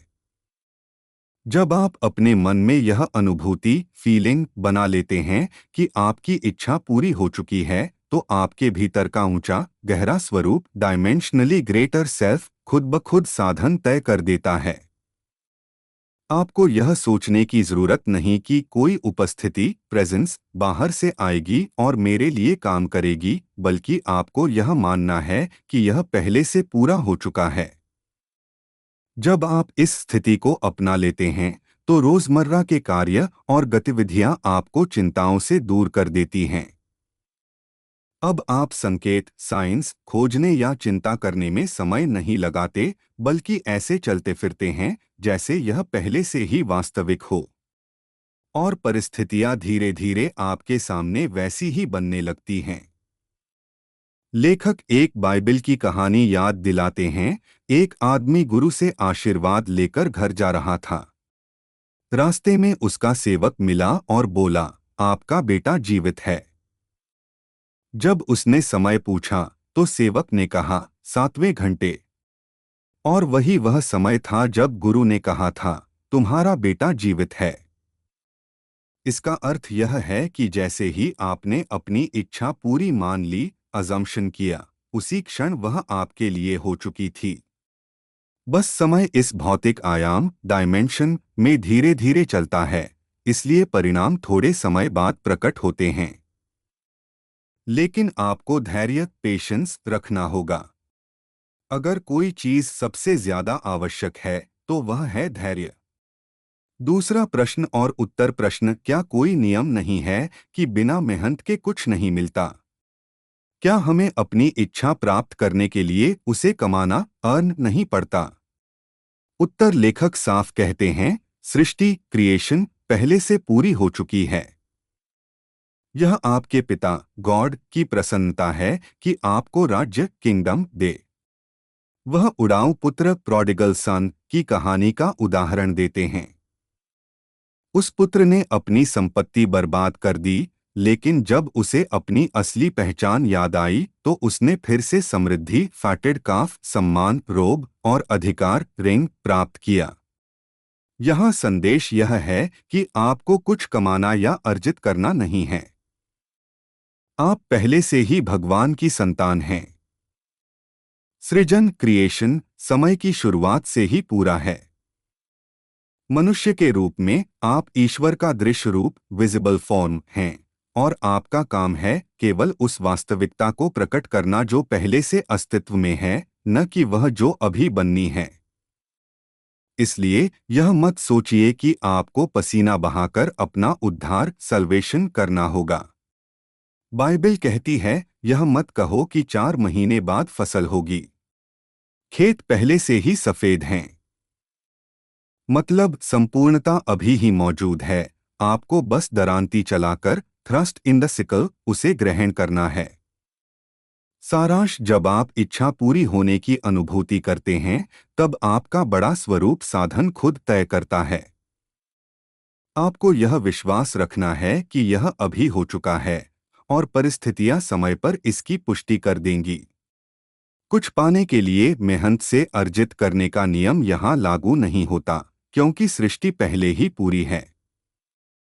आपका काम है अपने को वही मान लेना जो आप बनना चाहते हैं, और बाहरी दुनिया उसी का प्रतिबिंब होगी।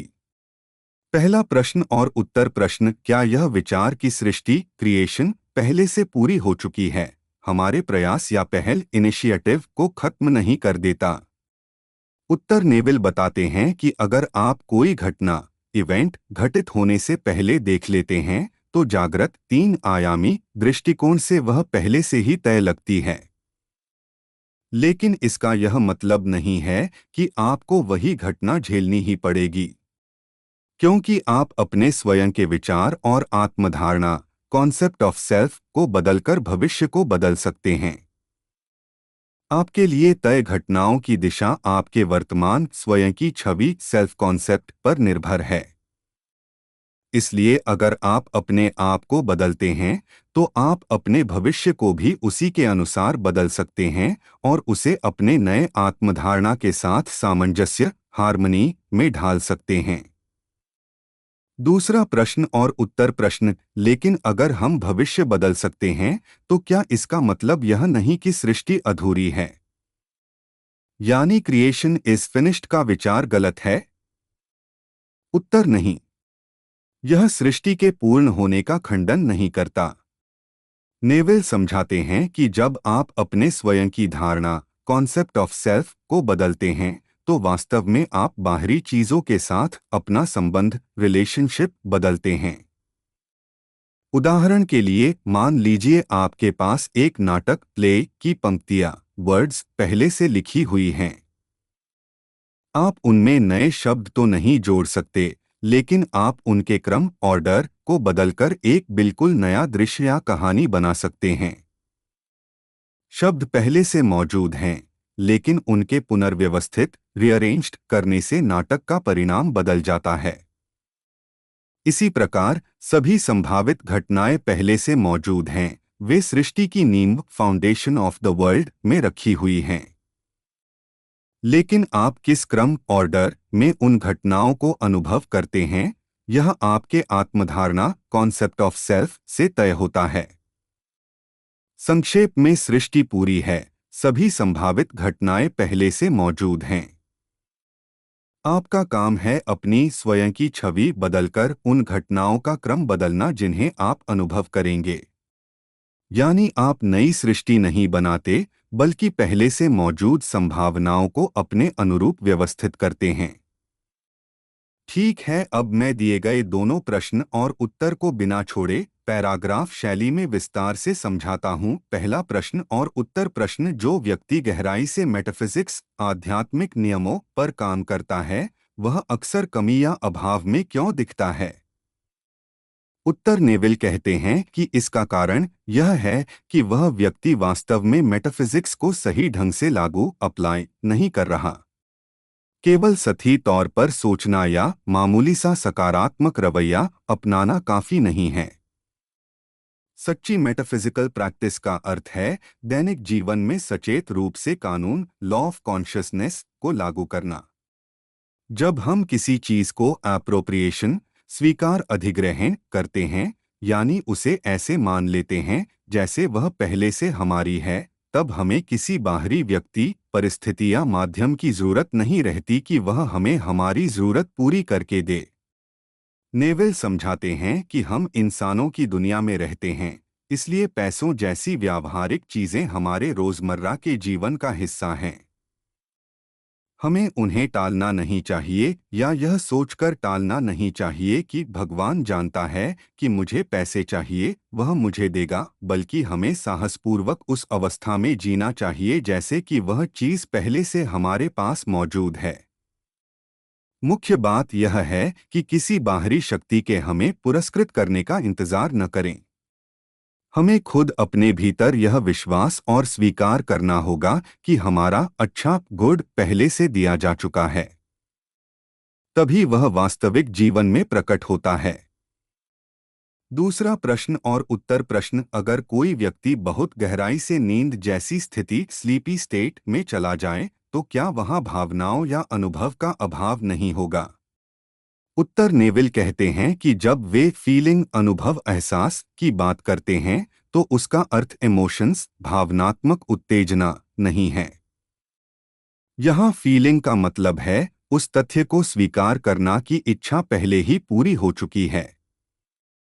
जब आप इस अवस्था में पहुंचते हैं तो आपके भीतर कृतज्ञता ग्रैटिट्यूड पूर्णता फुलफिलमेंट और आभार थैंकफुलनेस की भावना स्वाभाविक रूप से उत्पन्न होती है। ऐसी स्थिति में मन सहजता से कह सकता है धन्यवाद कितना अद्भुत है, या यह काम पूरा हो गया।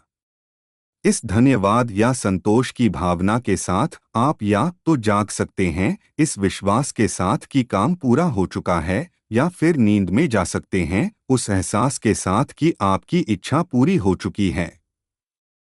सारांश। वास्तविक मेटाफिजिकल काम का अर्थ है एप्रोप्रिएशन, चीज को ऐसे मानना जैसे वह पहले से आपकी है। फीलिंग का अर्थ भावनात्मक उत्तेजना नहीं बल्कि इच्छा की पूर्ति को तथ्य के रूप में स्वीकार करना है। यही स्वीकार एक्सेप्टेंस सबकॉन्शियस को प्रभावित करता है और उसे आपकी वास्तविकता में प्रकट करता है। बहुत अच्छा। अब मैं आपके दिए हुए दोनों प्रश्न और उत्तर को बिना कोई वाक्य छोड़े क्रमबद्ध और सरल भाषा में पैराग्राफ शैली में समझाता हूँ। पहला प्रश्न। क्या प्रेम लव आपकी अपनी चेतना का उत्पाद है? उत्तर का अर्थ नेविल बताते हैं कि इस संसार में जो कुछ भी है प्रेम लव घृणा हेट या उदासीनता इंडिफरेंस सब आपके स्वयं की चेतना कॉन्शसनेस से उत्पन्न होते हैं। बाहर से कुछ नहीं आता। जब हम कहते हैं मैं मदद के लिए पहाड़ियों की ओर देखता हूँ, बाइबल में यह उल्लेख है, तो वह भी वास्तव में भीतरी जगत इनर रेंज की ओर देखने का प्रतीक है, बाहर की ओर नहीं।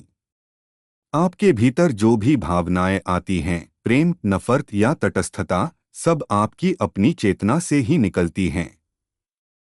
नेविल यह भी कहते हैं कि आप स्वयं उससे कहीं अधिक महान और विशाल हैं जितना आप खुद को समझते हैं।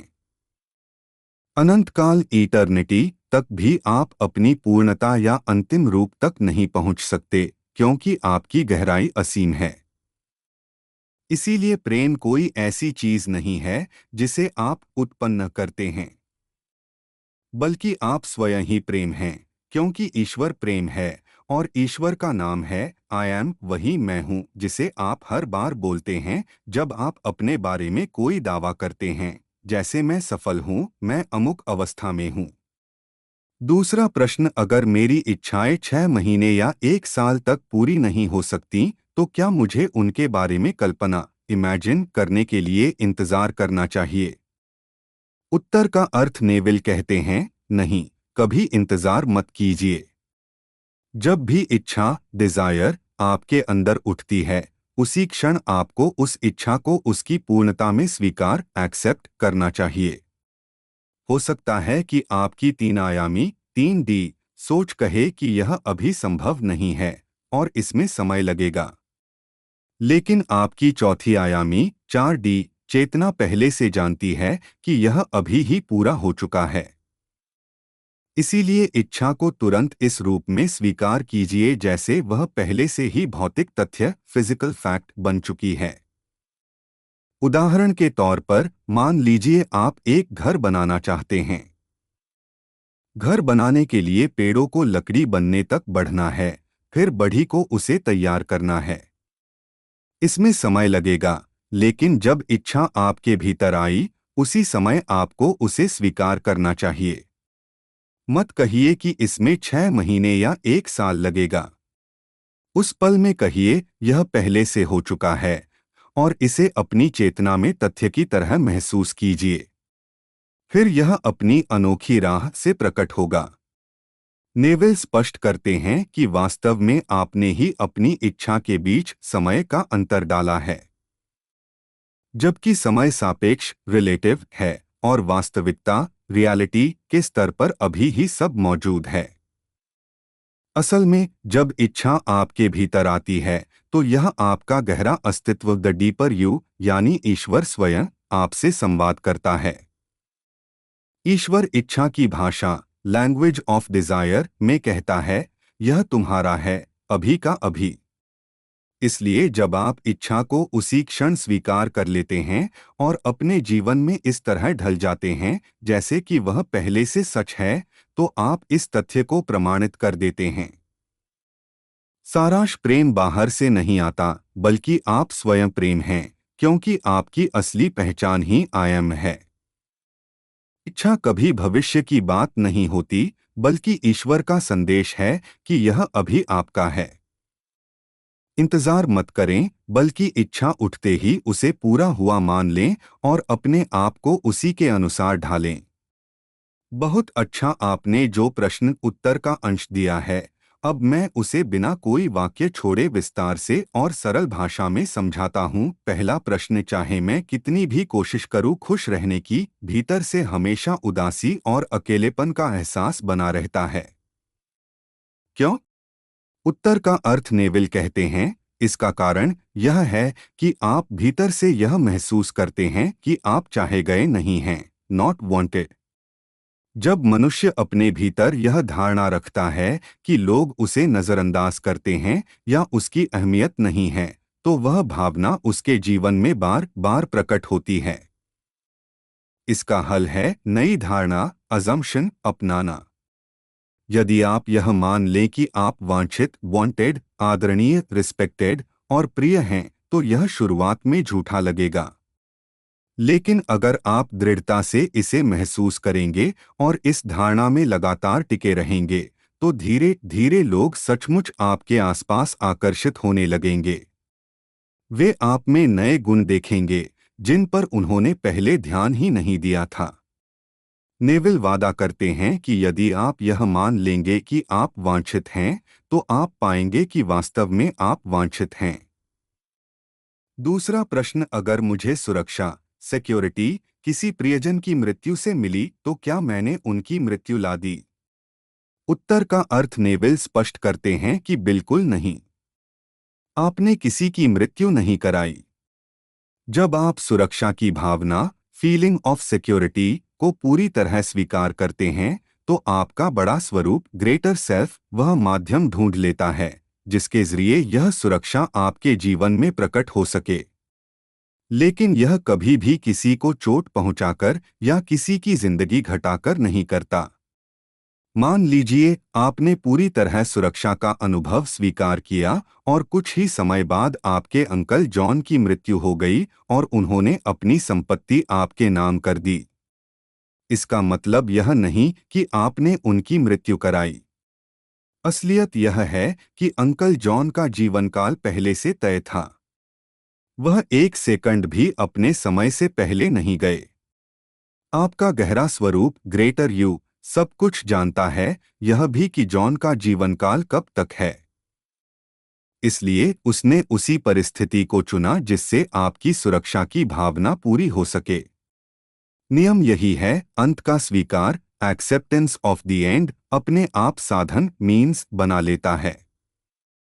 इसलिए आपको केवल अंत पर ध्यान देना चाहिए, न कि यह कैसे पूरा होगा। जब आपने अंत को स्वीकार किया, तो जिम्मेदारी अब आपके कंधों पर नहीं रहती। वह पहले से ही आपका है, क्योंकि आपने उसे स्वीकार किया है। तीसरा प्रश्न, मुझे अपना आत्म संकल्प, कॉन्सेप्ट ऑफ सेल्फ, बदलना कठिन क्यों लगता है? उत्तर का अर्थ नेविल कहते हैं, इसका कारण यह है कि आपके भीतर सच्ची इच्छा, डिजायर, जागृत नहीं हुई है। परिवर्तन तभी संभव है जब आप पूरे मन से उस अवस्था से प्रेम करने लगें जो आप वास्तव में बनना चाहते हैं। यदि आप उसी अवस्था से गहरा लगाव, इंटेंस लव कर लें, तो आप स्वयं उसी अवस्था में बदल जाएंगे। नेविल बाइबल से उदाहरण देते हैं, जैसे प्यासा हिरन हार्ट पानी के स्रोत की तलाश में तड़पता है, वैसे ही मेरी आत्मा तुझसे प्यास रखती है, हे प्रभु। मतलब यदि आपकी प्यास या भूख उस नई अवस्था के लिए इतनी तीव्र हो जाए कि आप हर बाधा का सामना करने को तैयार हों, तब परिवर्तन अपने आप हो जाएगा।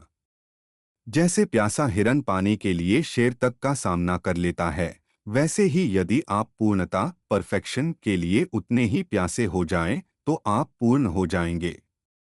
सारांश अकेलेपन की भावना इसलिए आती है क्योंकि आप खुद को न चाहा गया मानते हैं। इसे उल्टें और मैं वांछित और प्रिय हूं माने। किसी की मृत्यु आपकी धारणा से नहीं होती। आपका बड़ा स्वरूप हमेशा सही साधन चुनता है। आत्म संकल्प बदलना कठिन केवल तभी है जब आपकी इच्छा आधी अधूरी है। जब इच्छा तीव्र और प्रेमपूर्ण होगी तो परिवर्तन आसान हो जाएगा।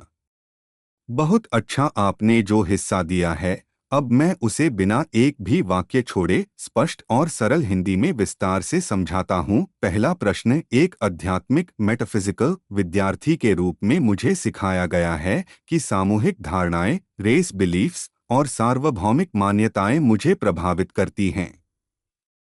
क्या आपका मतलब है कि मैं केवल उतनी ही हद तक उनसे प्रभावित होता हूँ जितनी हद तक मैं उन्हें शक्ति देता हूँ? उत्तर का अर्थ हाँ। नेविल कहते हैं कि आप उतनी ही हद तक उनसे प्रभावित होते हैं जितनी हद तक आप उन्हें सच मानकर अपनी शक्ति देते हैं। आपकी दुनिया हमेशा आपके वर्तमान आत्मसंकल्प प्रेजेंट कॉन्सेप्ट ऑफ सेल्फ का प्रतिबिंब होती है। अगर कोई आपको अपमानित करे तो समस्या उस व्यक्ति में नहीं बल्कि आपके आत्म संकल्प में है। जब आप अपना आत्म संकल्प बदलेंगे तभी दूसरे लोग आपके प्रति बदलेंगे।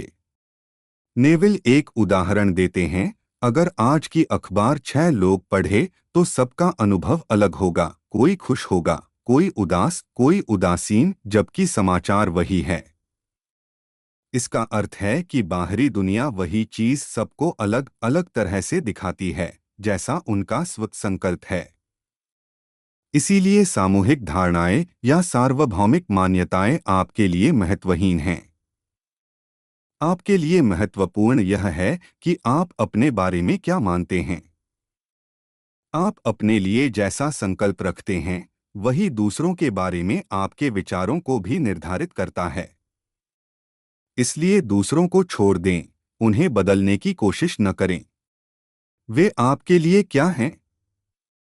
असल में आप जो अपने बारे में मानते हैं, वही आपको आपके अनुभवों में दूसरों के रूप में दिखाई देता है। नियम हमेशा सक्रिय है, हमेशा पूर्ण है। आपकी चेतना ही वह चट्टान है जिस पर पूरी संरचना खड़ी है। इसलिए देखिए कि आप किसके प्रति जागरूक हैं। आपको दूसरों की चिंता करने की जरूरत नहीं है, क्योंकि यह नियम पूर्ण और अपरिवर्तनीय है। नेविल कहते हैं, कोई भी व्यक्ति आपके जीवन में अपने आप नहीं आता, चाहे वह अच्छा हो, बुरा हो या उदासीन। उसने आपको नहीं चुना, आपने उसे चुना। वह आपकी ओर आकर्षित हुआ क्योंकि आप जो हैं, उसी के कारण वह आपके जीवन में आया। आप किसी और की अवस्था, स्टेट को जबरदस्ती नष्ट नहीं कर सकते।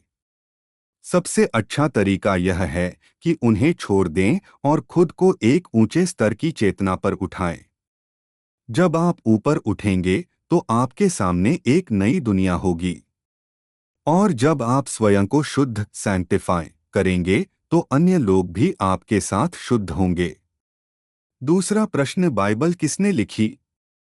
उत्तर का अर्थ, नेविल कहते हैं कि बाइबल बुद्धिमान लोगों ने लिखी जिन्होंने सौर, सोलर और लिंग प्रतीकात्मक फैलिक मिथकों का उपयोग करके गहरे मनोवैज्ञानिक सत्य साइकोलॉजिकल ट्रूथ्स प्रकट किए। लेकिन हमने उनकी दृष्टांतों एलेगरी को इतिहास मान लिया और इसीलिए हम उसका असली संदेश समझ नहीं पाए। जब बाइबल दुनिया में आई और उसे स्वीकार करने का समय आया, तब अलेक्जेंड्रिया की महान पुस्तकालय ग्रेट लाइब्रेरी ऑफ अलेक्जेंड्रिया जला दी गई। इसलिए बाइबल कैसे बनी और इसकी पूरी प्रक्रिया का कोई रिकॉर्ड बचा ही नहीं। इसके अलावा बहुत कम लोग अन्य भाषाएं पढ़ सकते हैं, इस वजह से वे अपने विश्वासों की तुलना दूसरी संस्कृतियों और लेखों से नहीं कर पाए, और चर्चेस भी यह तुलना करने के लिए प्रोत्साहित नहीं करते। नेविल पूछते हैं, उन लाखों लोगों में से जो बाइबल को ईश्वर का वचन मानकर अंधाधुंध स्वीकार करते हैं, कितने लोग हैं जो उसे प्रश्न करते हैं या जांचते हैं? अधिकतर लोग सिर्फ शब्दों को ही सच मान लेते हैं और उनके भीतर छिपे गहरे सत्य को खो देते हैं। वे गाड़ी व्हीकल को ही पकड़ लेते हैं, लेकिन यह नहीं समझते कि गाड़ी किस संदेश को ले जा रही है। सारांश: सामूहिक धारणाएं तभी असर करती हैं जब आप उन्हें शक्ति देते हैं। आपकी दुनिया आपके आत्म संकल्प का सीधा प्रतिबिंब है। दूसरों को बदलने की कोशिश न करें, अपने आत्म संकल्प को बदलें। बाइबल प्रतीकात्मक कहानियों के जरिए मनोवैज्ञानिक सच्चाइयां सिखाती है, लेकिन हमने उसे ऐतिहासिक समझकर असली अर्थ खो दिया। बहुत अच्छा आपने जो हिस्सा दिया है, अब मैं उसे विस्तार से और बिना एक भी वाक्य छोड़े समझाता हूँ। पहला प्रश्न: यदि यीशु जीसस एक काल्पनिक पात्र थे जिन्हें बाइबल के लेखकों ने केवल मनोवैज्ञानिक नाटकों को दर्शाने के लिए बनाया था, तो आप इस तथ्य को कैसे समझाते हैं कि उनका नाम और उनकी शिक्षाएं उस समय के गैरधार्मिक और गैर-ईसाई इतिहास में भी आती हैं? क्या पोंटियस पायलेट और हेरोड वास्तव में रोमन शासक नहीं थे?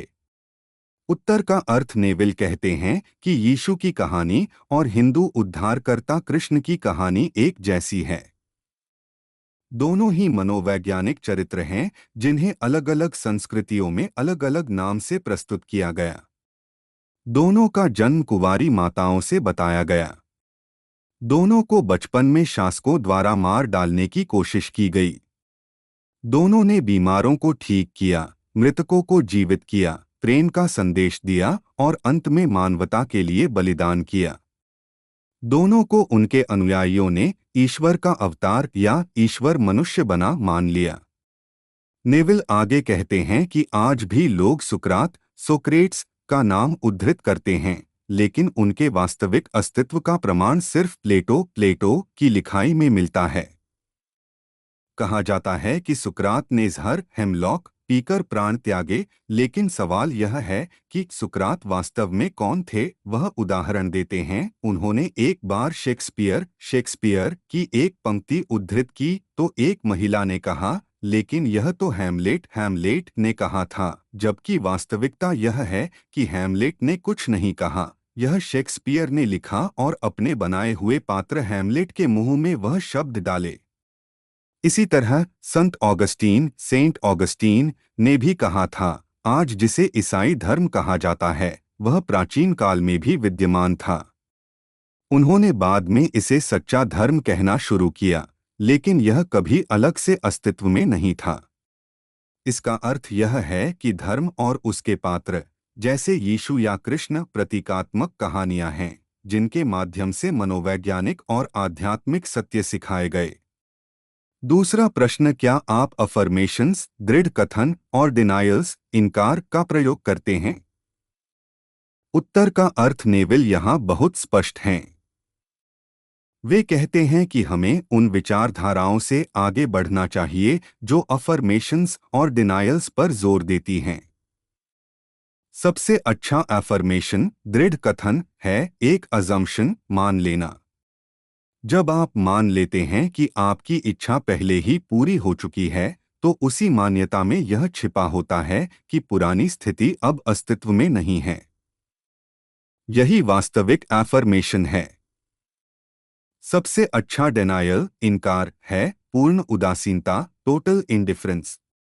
चीजें नकारने से नहीं मिटती, वे आपकी ऊर्जा और ध्यान से जीवित रहती हैं।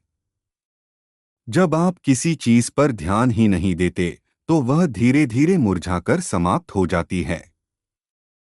नेविल कहते हैं, आप किसी चीज को यह मौजूद नहीं है कहकर इनकार नहीं कर सकते, क्योंकि जैसे ही आप उसे पहचानते हैं और उस पर विचार करते हैं, आप उसे जीवन दे देते हैं। आप जो भी चीज सच मानकर पहचानते हैं, वही आपके लिए सच हो जाती है, चाहे वह अच्छी हो, बुरी हो या तटस्थ। सारांश: यीशु और कृष्ण जैसी कहानियां मनोवैज्ञानिक सत्यों के प्रतीक हैं, जिन्हें अलग अलग संस्कृतियों में अलग नाम दिया गया। एफर्मेशन का असली अर्थ है इच्छा पूरी होने की स्थिति को मान लेना। डिनायल का असली अर्थ है पूर्ण उदासीनता, यानी किसी नकारात्मक चीज को ध्यान ही न देना। बहुत बढ़िया सवाल चुना आपने। अब इसे मैं बिना एक भी वाक्य छोड़े पूरे विस्तार से और आसान भाषा में समझाता हूँ। पहला प्रश्न: क्या यह संभव है कि कोई मृत दिखाई दे लेकिन वास्तव में मृत न हो? नेविल इसका उत्तर एक ऐतिहासिक घटना से देते हैं। जनरल ली की मां को मृत समझकर दफना दिया गया था। सौभाग्य से उनका शव न तो एम्बाल्म रासायनिक रूप से संरक्षित किया गया और न ही मिट्टी में दबाया गया, बल्कि उन्हें एक वॉल्ट तिजोरी जैसी कोठरी में रखा गया। वहां किसी ने उनकी चीखें सुनी और उन्हें बाहर निकाला। 2 साल बाद उन्होंने एक पुत्र को जन्म दिया, जो आगे चलकर अमेरिका के इतिहास में प्रसिद्ध जनरल ली बना। इसका मतलब है कि कभी कभी लोग मृत प्रतीत हो सकते हैं, लेकिन वास्तव में वे जीवित होते हैं। यह घटना इस देश अमेरिका के इतिहास का हिस्सा मानी जाती है। दूसरा प्रश्न: यदि कोई व्यक्ति अपने बचपन में बहुत अभाव में रहा हो तो क्या वह जीवन में सफल हो सकता है? नेविल यहाँ कहते हैं, इंसान आदत का प्राणी है। हमारा मन जिन पैटर्न्स को बार बार दोहराता है, वही जीवन में बार बार घटित होता है। आदत हमें मजबूर करती है, लेकिन यह कोई कठोर नियम लॉ नहीं है, क्योंकि हम अपने पैटर्न बदल सकते हैं। कई महान लोग जैसे हेनरी फोर्ड, रॉकफेलर और कार्नेगी बचपन में बहुत गरीबी और अभाव में रहे, लेकिन उन्होंने अपनी सोच और आदतों को बदला और राजनीति, कला और व्यापार की दुनिया में महान उपलब्धियां हासिल कीं। कहानी सफलता का प्रतीकात्मक उदाहरण: फिश बॉल स्टोरी। नेविल एक कहानी सुनाते हैं जो उनके मित्र ने विज्ञापन अधिकारियों की मीटिंग में सुनी थी। वक्ता ने एक कांच का कटोरा फिश बॉल लिया और उसमें 2 चीजें डालीं, एक अखरोट वॉलनट्स, बड़े आकार के 2 छोटी फलियां बीन्स। फिर उसने कटोरे को हिलाना शुरू किया और कहा, यह कटोरा जीवन है। जीवन हमेशा गति और हलचल में रहता है, इसे रोका नहीं जा सकता। लेकिन देखो, जैसे जैसे कटोरा हिला, बड़े अखरोट ऊपर आ गए और छोटी फलियां नीचे चली गईं। शिकायत करने वाली फलियां, कंप्लेनिंग बीन्स। वह व्यक्ति बोला, क्या तुम सुन रहे हो? आवाज कटोरे के अंदर से आ रही है। एक छोटी फली शिकायत कर रही है, अगर मुझे भी अखरोट जैसा वातावरण मिलता तो मैं भी बड़ा काम कर सकता था, लेकिन मुझे कभी मौका ही नहीं मिला। वक्ता ने उस फली को नीचे से निकालकर ऊपर रख दिया, लेकिन जैसे ही उसने कटोरा फिर से हिलाया, वह छोटी फली वापस नीचे चली गई। अखरोट को नीचे धकेलना। फिर किसी ने कहा, अगर एक बड़े अखरोट को नीचे डाल दिया जाए तो वह भी नीचे ही रह जाएगा, क्योंकि उसे भी मौका नहीं मिलेगा। वक्ता ने एक बड़ा अखरोट उठाया और उसे नीचे धकेल दिया, लेकिन जैसे ही कटोरा हिलाया गया, अखरोट फिर से ऊपर आ गया। सीख: बड़े लोग अपनी बड़प्पन की वजह से हमेशा ऊपर आ जाते हैं। अगर कोई वास्तव में बड़ा बनना चाहता है तो उसे अपनी सोच और आदतों में बड़प्पन ग्रेटनेस लाना होगा। प्रेरणा: वक्ता ने कहा, सज्जनों, यदि आप जीवन में सफल होना चाहते हैं तो खुद को बड़ा बनाइए। नेविल के मित्र ने इस शिक्षा को दिल से अपनाया। उसने मानना शुरू किया कि वह पहले से ही एक सफल व्यवसायी है। धीरे धीरे यह मान्यता उसकी वास्तविकता में बदल गई। आज वह न्यूयॉर्क में 1,000 से अधिक लोगों को रोजगार देने वाला बड़ा व्यापारी है। नेविल का निष्कर्ष है, आप भी वही कर सकते हैं। मान लीजिए कि आप पहले से वही हैं जो आप बनना चाहते हैं। उसी मान्यता में चलें और विश्वास करें, धीरे धीरे वह वास्तविकता में बदल जाएगी। सारांश मृत दिखने का अर्थ हमेशा वास्तविक मृत्यु नहीं होता। इतिहास में भी इसके उदाहरण हैं। बचपन का अभाव सफलता में बाधा नहीं है, अगर आप अपनी आदतें और सोच बदलें। अखरोट और फली की कहानी यह सिखाती है कि जीवन की हलचल हमेशा चलती रहती है, लेकिन आपकी बड़प्पन की पहचान आपको ऊपर ले जाएगी। सफलता पाने का रहस्य है खुद को पहले से वही मान लेना जो आप बनना चाहते हैं।